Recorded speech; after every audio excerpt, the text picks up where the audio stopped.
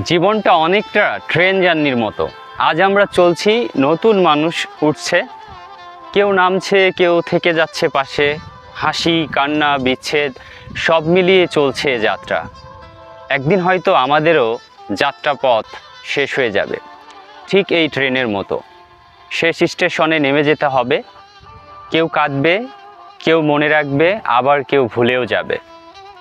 হয়তো সেদিন উপলব্ধি হবে, যা কিছু সংগ্রহ করেছি, যা কিছু আঁকড়ে ধরেছি, সবই থেকে যাবে পিছনে। থেকে যাবে আমাদের কিছু স্মৃতি আর কিছু ভালোবাসা। তাই যতদিন এই ট্রেন চলছে, ততদিন চেষ্টা করা উচিত ভালো কিছু করার, ভালোবাসা দেওয়ার আর মানুষের হৃদয়ে জায়গা করে নেওয়ার।